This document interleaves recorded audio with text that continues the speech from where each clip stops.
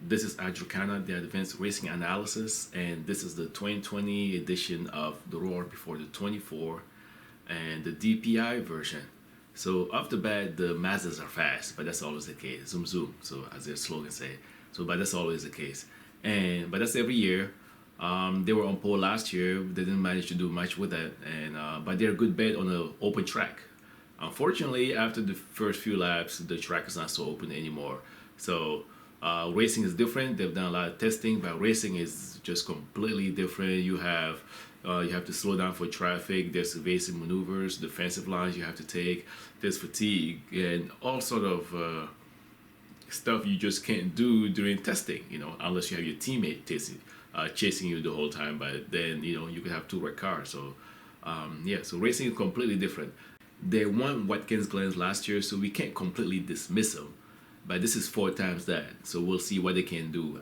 I think they have to be, we have to get to the 12-hour mark before we can even say anything. The Mazdas, they're just a big unknown, and picking them as a favorite right now, well, we can't pick anyone as a favorite because it's too early.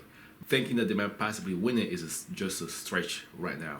But definitely this could be the year for them to have a good showing at the Rolex, and maybe possibly even more. So there's that potential that they could have a really good showing. Idemitsu is a Japanese oil company, and it only sponsored the number 77 car. And as you see, if you saw, the number 77 car also has a different color scheme. It has a white with some black and some red. So the white actually represents the Japanese flag, so the red represents the sun in the middle. So, but they don't have actually a red dot.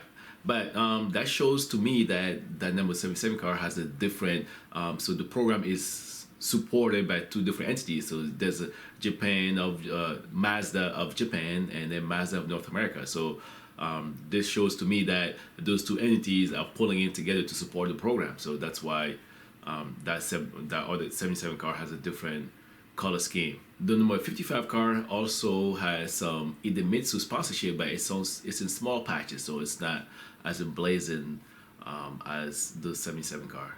If any make has anything to fear in the DPi field, is the Cadillacs, because usually in the past, whenever we had these test sessions, the Roar, before the 24, even the Sebring test sessions, after that, they've always been pegged back. They've always had they've always seen themselves lose some power. So if they have anything to fear, it's them. And if they were holding anything back during the Roar, hey, I guess we have to understand. And I'm sure that the organizers understand. The IMSA understands why. So IMSA would try to look at them, but right now so far we haven't heard anything that they were being pegged back or that there were any BOP adjustments. The reason why there haven't been any BOP adjustment this time around is that the test was inconclusive. You don't know who's fast. The Mazda was fast, but the Cadillac did have its time at the top, and so did the Acura. So it's been inconclusive. So you don't know who's doing what. If you were to just put somebody back, you might just actually be holding down the person who's completely showing everything they got. So that's what could be the case. So that's why there haven't been anything. Last year, the Cadillacs had a painful lessons about win the championship. I believe they had the best driver combination and the car to win the championship, the best car and the best driver combination in the wheeling car, but they didn't win the championship. It was actually the Acura that won the championship. But as good as they were, Dane Cameron, Juan Pablo, if you watch the races, if you really were keen to the races, you would notice that Felipe Nasser and Pipo Durrani were actually the best driver combo. That was a very big missed opportunity for Cadillac. Yes, they've won the championship the previous years, but still, that was still a very big missed opportunity, especially for Pipo. So that was his first championship. So that would have been very, career defining. He's already defined his career because he's won so many big races, but him winning the championship would have been career defining. So this year, we don't know what might happen. Acura might put in some more resources, or Mazda might put in some more resources, and or other cars might come up. But they still have a good chance to win it this year. And they put in the last year, they did their homework, they did everything right. It's just that the BOP, it's like the more effort they put in, the more they were held back. and that affected the whole Cadillac field because they were doing well, but because they were being held back, that affected the whole rest of the Cadillac field that were not doing as well as them. When Penske came in 2 years ago, it drew in many teams and some self-funded drivers who really wanted to benefit from the increased exposure. Now the realization is clear, when you had all those teams, but now it's clear that, well, this has become a club for elites only. So the teams that are left are pretty much the elite eight. So it's elites only. If you're not planning to really go up, don't think you're gonna gain something from this field. You have to come in with something to put in to make it work.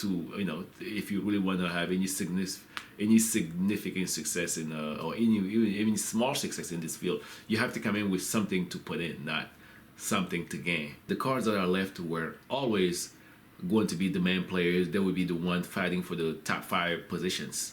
Right now, Acura is where it wants to be. It wants to be at the lead of the pack as the defending champion and having in partner the biggest player in the field to back them up to make sure things go as they plan. So they will be fighting hard this year to repeat as champion, but Cadillac will be in the hunt, definitely.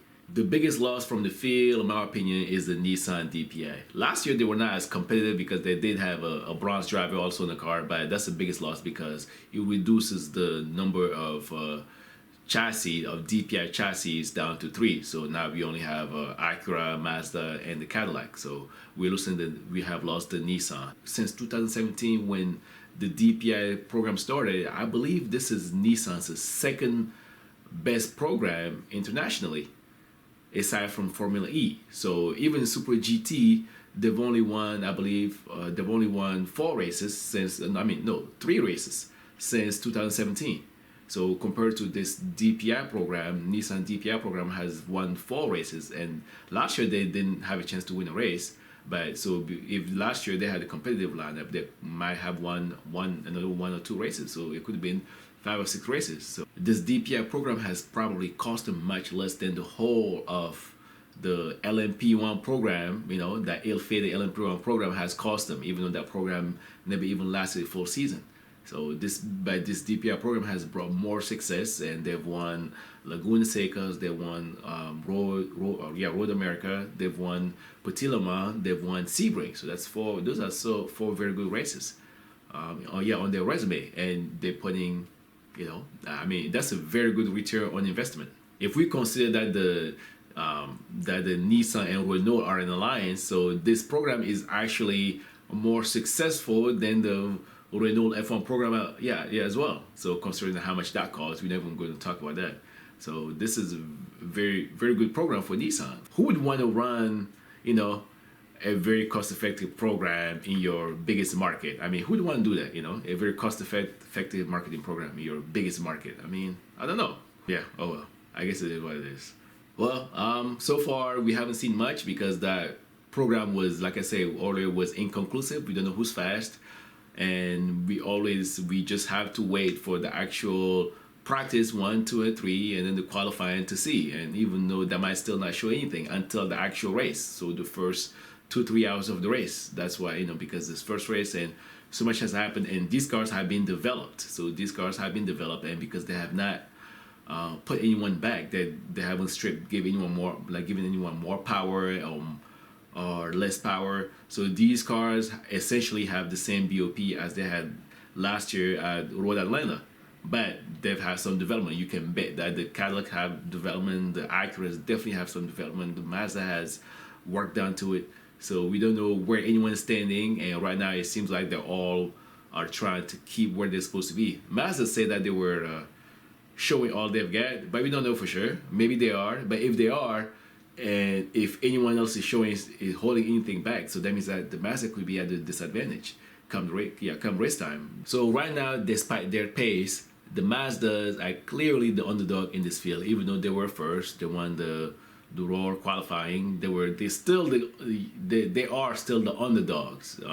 If it was a 1 hour race, maybe we could pick them, but this is a 24-hour race. So the Mazda is the underdog, and believe it or not, the Acura is second, and the Cadillac is probably still the top dog. And if you've enjoyed this video, please subscribe to the channel and click the like button.